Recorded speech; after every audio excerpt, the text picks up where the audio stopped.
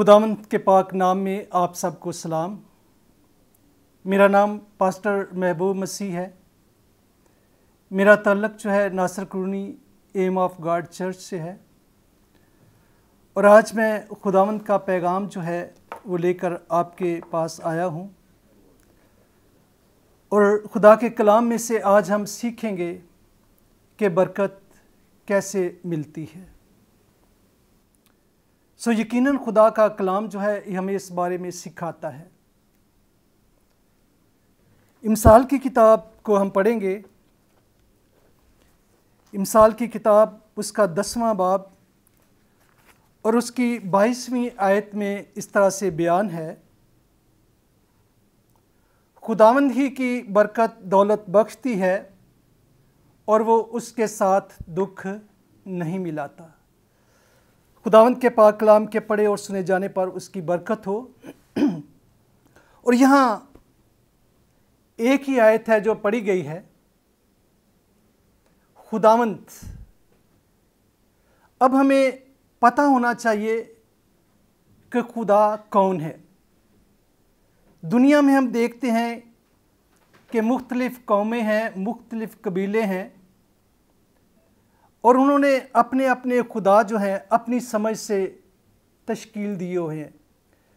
कौम बनी इसराइल को भी हम देखते हैं कि जब वो मुल्क मिस्र से निकली थी और जब खुदावंद का बंदा मूसा जो है वो पहाड़ पर गया था हुर पर, तो जब उसे देर लग गई तो लोगों ने अपनी बालियाँ जमा की, सोना जमा किया और उससे उन्होंने एक बछड़ा जो है उसे बनाया और उस बछड़े को उन्होंने खुदा का दर्जा दिया। लेकिन याद रखें,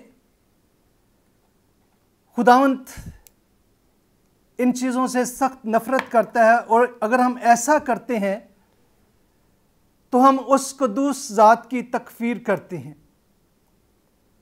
उस ज़ात के बारे में हम तकफीर का मुर्तकिब होते हैं।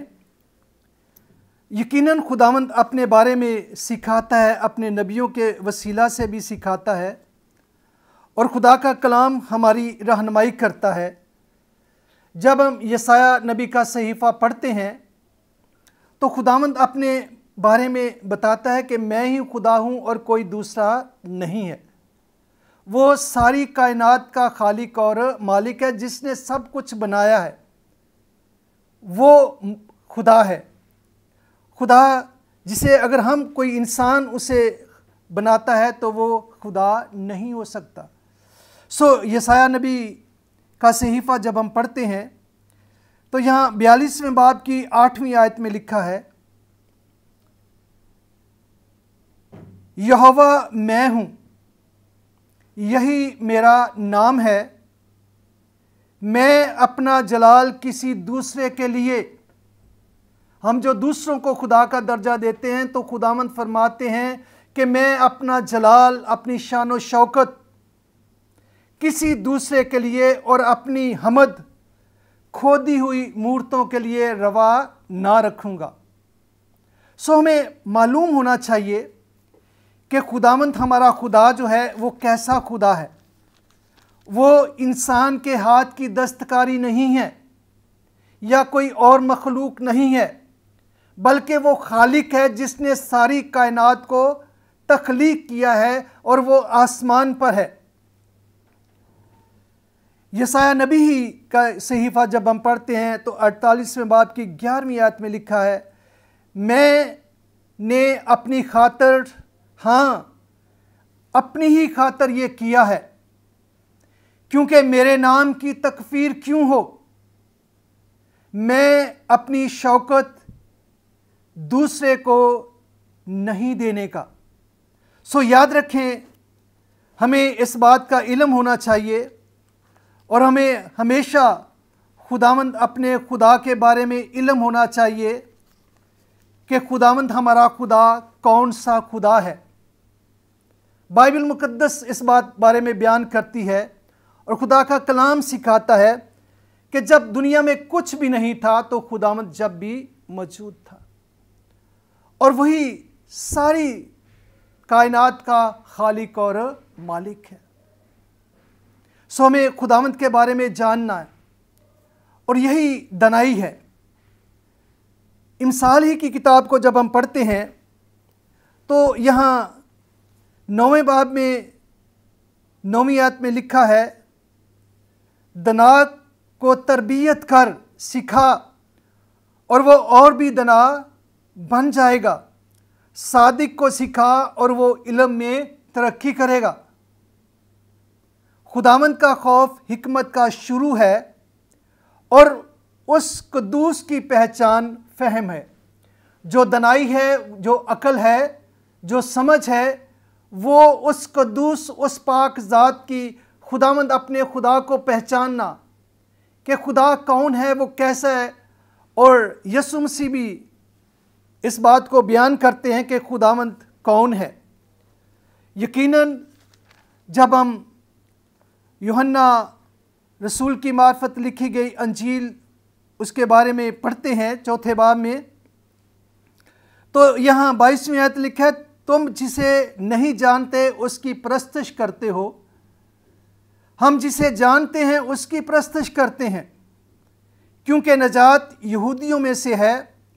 मगर वो वक्त आता है, बल्कि अब ही है, कि सच्चे परस्तार बाप की परस्तिश रूह और सच्चाई से करेंगे, क्योंकि बाप अपने लिए ऐसे ही परस्तार ढूंढता है जो रूह और सच्चाई से उसकी परस्तिश करें। सो खुदावंद रूह है, उसका कोई वजूद नहीं है। अगर हम किसी वजूद को अपने सामने रखकर उसे खुदा कहते हैं तो बाइबल मुकद्दस इसकी तालीम नहीं देती। वो रूह है। और यहाँ जो आयत मैंने पढ़ी है, खुदावंद ही की बरकत, यानी जो खुदा रूह है वो बरकत देता है। जब खुदावंद ने आदम को तख्लीक किया, आदम को बनाया, मिट्टी ली और उसे साना और उससे एक शबीह बनाई, अपनी सूरत और अपनी शक्ल, तो फिर उसने उसमें अपना रूह फूंका और इंसान जो है वो जीती जान हुआ। सो बरकत, यकीनन हम इसके बाद सीखेंगे कि बरकत क्या है, बरकत कैसे मिलती है। तो बरकत ये नहीं कि आपके पास बहुत सारी दौलत हो। बरकत ये है कि खुदा ने एक बदन बनाया, बे से बदन, रे से उसमें रूह फूंका और काफ है उससे कलाम किया, ताकि वो खुदा की बातों पर, खुदा के कलाम पर अमल करे। और यकीनन ते से यह है कि उसकी तामील करे, जो कुछ खुदा का कलाम है उसकी फरमा बरदारी करे, ताबे फरमान बने। ये बरकत है, क्योंकि जो खुदावंद अपने खुदा की फरमा बरदारी करेंगे वो आसमान की बादशाही में दाखिल होंगे। ये बरकत है। ये नहीं कि हम इस दुनिया में अपनी मर्ज़ी से जिसे चाहें उसे खुदा बना लें, खुदा कह दें, जो खुदा नहीं है। क्योंकि खुदा का पहला हुक्म भी यही है कि मेरे हुजूर गैर मबूदों को ना मानना।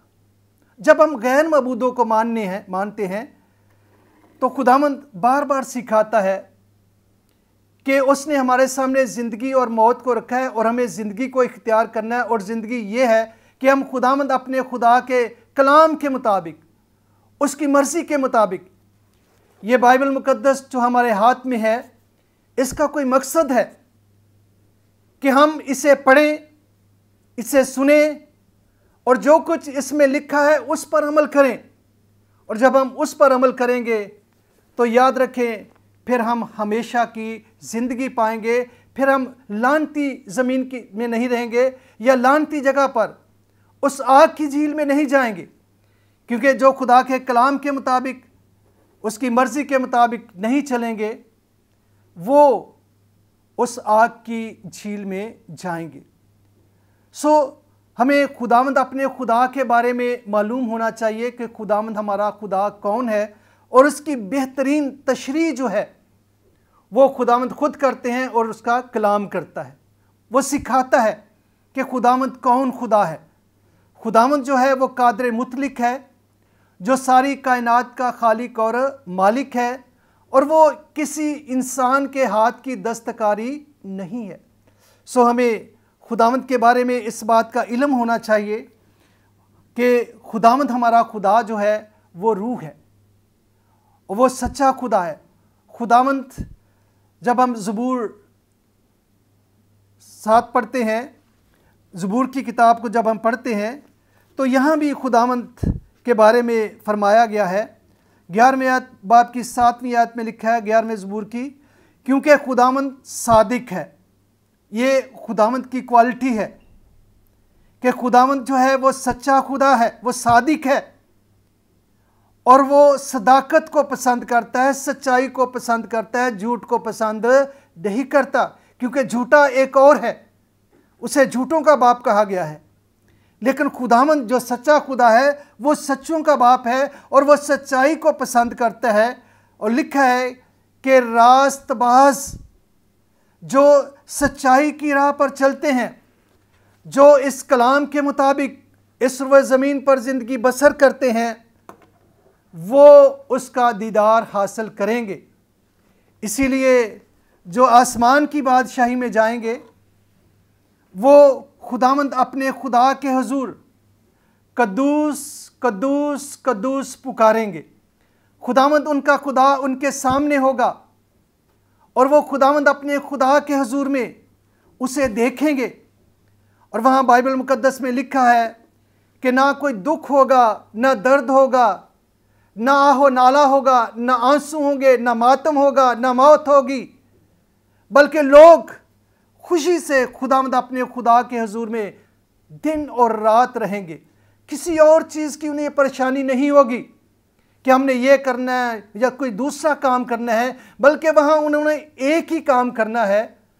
और वो काम क्या है कि वो खुदावंद अपने खुदा के हुजूर उसे पुकारने वाले होंगे, उसे कद्दूस कद्दूस कद्दूस। और इसका मतलब ये है कि पाक पाक पाक, यानी खुदावंद हमारा खुदा जो है वो पाक खुदा है, वो सच्चा खुदा है, वो ज़िंदा खुदा है, वो आसमान पर तख्त नशीं है। और बाइबल मुकद्दस ये भी बयान करती है कि उसका बेटा यीशु मसीह उसकी दाहिनी तरफ बैठा हुआ है और वो इस दुनिया की अदालत करने के लिए इस दुनिया में वापस दोबारा आएगा और अपने लोगों को जो खुदा के कलाम के मुताबिक, उसकी मर्ज़ी के मुताबिक इस रुए ज़मीन पर चलते हैं, वो उन्हें अपने साथ लेकर उस आसमान की बादशाही में उस मुकाम पर ले जाएगा। सो ज़रूर है कि हम यकीन के साथ खुदावंद अपने खुदा को पुकारने वाले हों और उसके कलाम के मुताबिक चलने वाले हों, क्योंकि जो आयत मैंने पढ़ी है 10वें बाब की 22वीं आयत, खुदावंद ही की बरकत दौलत बख्शती है और वो उसके साथ दुख नहीं मिलाता। सो यकीनन पहली बात तो यह है कि हमें इस बात को सीखना है कि खुदावंद हमारा खुदा कौन सा है। और मैंने थोड़े से वक्त में बाइबल मुकद्दस में इस बात को बयान किया गया है कि खुदावंद हमारा खुदा कौन है। बाइबल मुकद्दस का खुदा जो है वो रूह है और फिर वो सारी कायनात का खालिक और मालिक है। हमें उसी की मर्ज़ी के मुताबिक चलना है। सो यहाँ थोड़ा सा हम वक्फा लेंगे, इसके बाद फिर हम बरकत के बारे में भी खुदावंद के पाक कलाम में से सीखेंगे। Thank you. सो खुदावंद की शुक्रगुजारी करते हैं। दोबारा उसी टॉपिक को हम शुरू करते हैं जो हमने आयत पढ़ी है, इमसाल की किताब 10वां बाब और उसकी 22वीं आयत में, कि खुदावंद ही की बरकत दौलत बख्शती है और वो उसके साथ दुख नहीं मिलाता। सो दूसरा हिस्सा जो बरकत का है, सो यकीनन खुदावंद हमारे खुदा ने इब्तिदाई में जब खुदाए कद्दूस ने आदम को बनाया तो फिर उसे बरकत दी। सबसे पहला काम खुदावंद ने यही किया कि खुदावंद ने आदम को बरकत दी और कहा, बढ़ो, फलो और ज़मीन को मामूरो महकूम करो। और यकीनन खुदावंद हमारा खुदा जो है ये बरकत देने वाला खुदा है। ये खुदावंद हमारा खुदा जो है लानत नहीं करता, बल्कि अपने लोगों को हमेशा बरकत देता है। खुदावंद ने जब लोगों को, नूह को इस रुए ज़मीन पर कहा कि मुनादी कर, क्योंकि बेदीनी जो है वो रुए ज़मीन पर बहुत बढ़ गई है, और मुनादी कर कि लोग अपनी बुरी रविशों से बाज आ जाएं, क्योंकि उनके गुनाहों के सबब से मैं इस रुए ज़मीन पर बहुत बड़ा पानी का तूफ़ान लाऊंगा और सब कुछ तबाह और बर्बाद कर दूंगा। कोई भी जी नफ्स जो सांस लेने वाली चीज़ है इस रुए ज़मीन पर बाकी नहीं रहेगी। सो गुनाह के सबब से मौत आती है, और गुनाह का जो अंजाम है वो आग की भट्टी में है। यानी गुनाह जो नाफरमानी है, जो खुदा के कलाम के नाफरमान हैं, हम खुदा की फरमा बरदारी नहीं करते, यकीनन हम गुनाह करते हैं, और इसकी सज़ा जो है वो उस हमेशा की आग में है। लेकिन खुदावंत हमारा खुदा जो उसके साथ चलते हैं वो उन्हें बरकत देता है। पहले खुदावंत ने आदम को बरकत दी, उसके बाद नूह को, जब हम पैदाइश की किताब उसका 9वां बाब पढ़ते हैं तो वहाँ भी वही बरकत जो खुदावंत ने आदम को दी, उसी बरकत का जिक्र जो है वो यहाँ नूह के साथ भी खुदावंत ने वही सेम टू सेम वही बरकत जो है खुदावंत ने उसे दी। 9वें बाब में लिखा है पहली आयत में, और खुदा ने नूह और उसके बेटों को बरकत दी और उनको कहा, बारवर हो और बढ़ो और ज़मीन को मामूर करो। और यकीनन खुदावंत अपने लोगों को बरकत देता है, क्योंकि खुदावंत अपने लोगों को बढ़ाना चाहता है।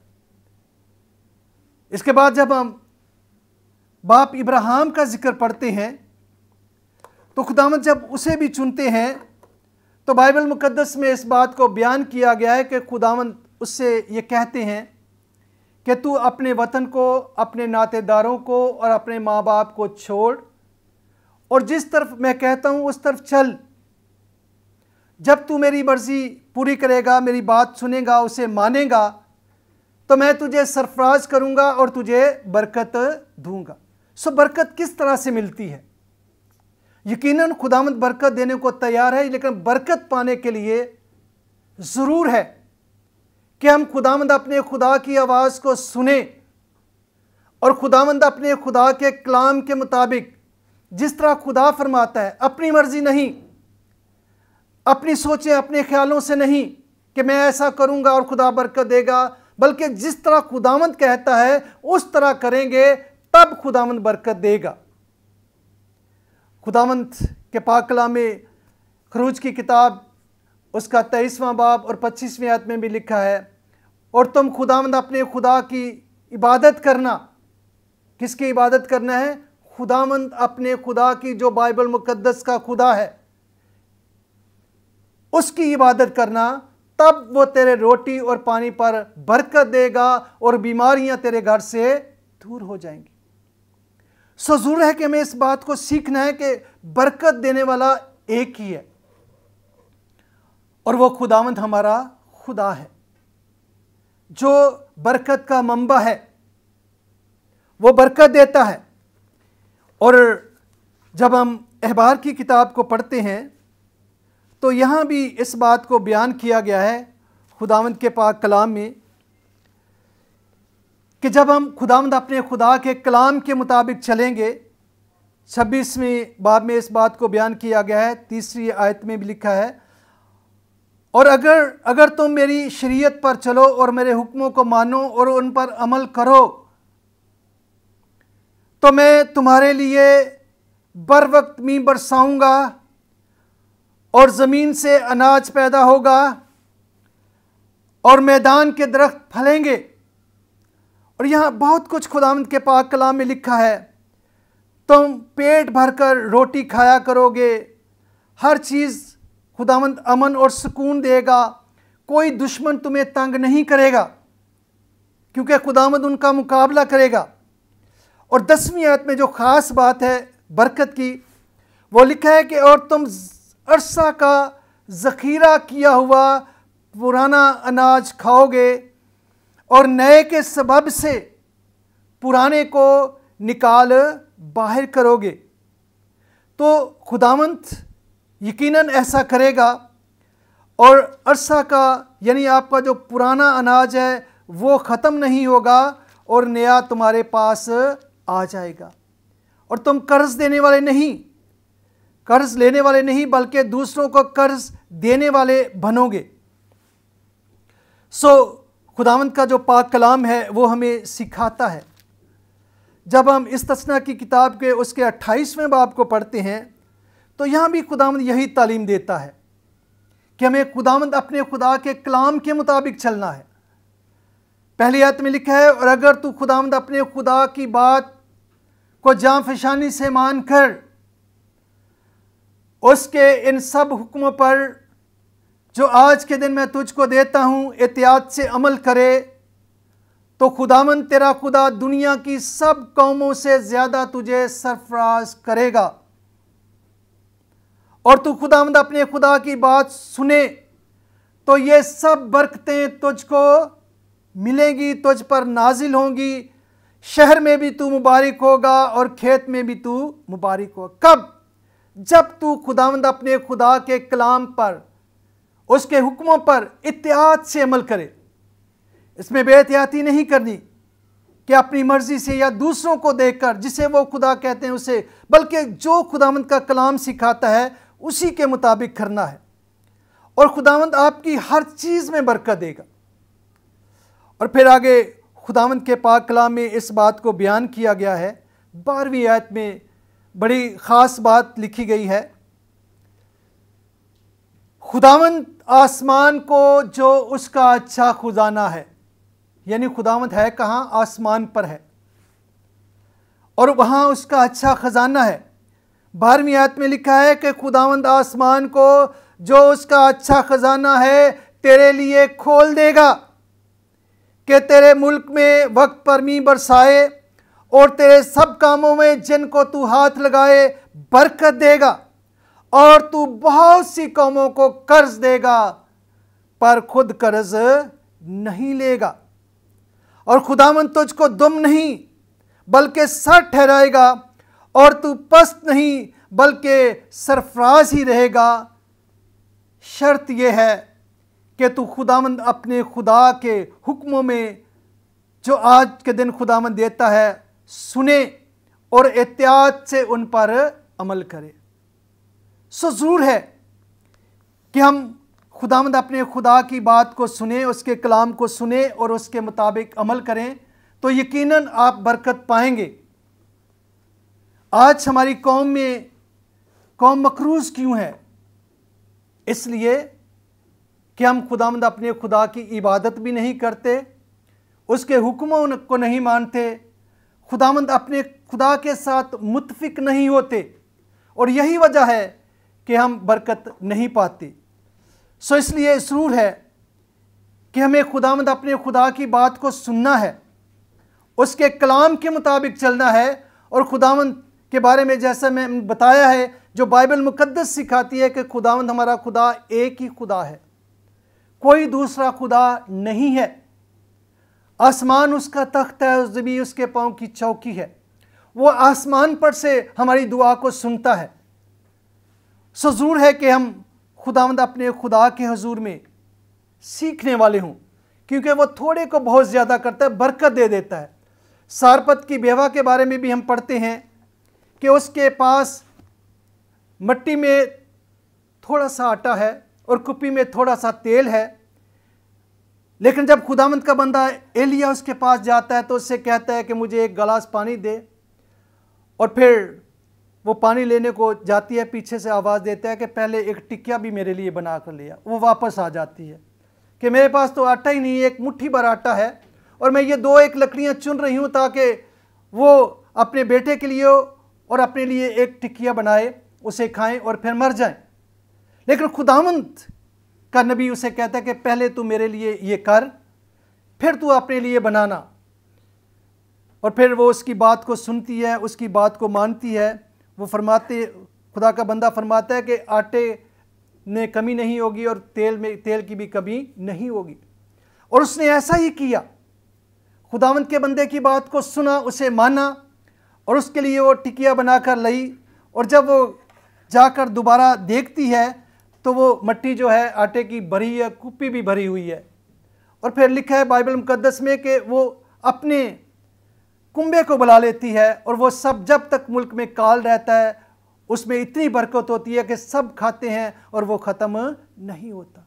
सो याद रखें, खुदावंद ही की बरकत दौलत बख्शती है और वो उसके साथ दुख नहीं मिलाता। अगर दुख हो, तंगी हो तो उसको कुशादगी में बदल देता है। इसलिए हमारा ईमान उस खुदा पर होना चाहिए जो सारी कायनात का खालिक और मालिक है और जो बाइबल मुकद्दस का खुदा है। खुदा ने इब्तदा में ज़मीन और आसमान को बनाया, कुछ भी नहीं था, लेकिन सब कुछ खुदा ने बनाया। सो हमारी आस, हमारा भरोसा उसी खुदा पर होना चाहिए। और जब हम उस खुदा पर भरोसे के साथ चलेंगे, उसके कलाम के मुताबिक चलेंगे, तो फिर खुदावंद बड़े बड़े काम करेगा। यीशु मसीह भी जब इस ज़मीन पर थे, 5 रोटियां और 2 मछलियां थीं, 5000 खाने वाले थे और उस पर इतनी बरकत हुई जब खुदावंद ने आसमान की तरफ उठाकर उन पर बरकत चाही और फिर कहा कि लोगों को कितार में, लाइन में बिठा दो और उन्हें तकसीम करना शुरू कर दिया।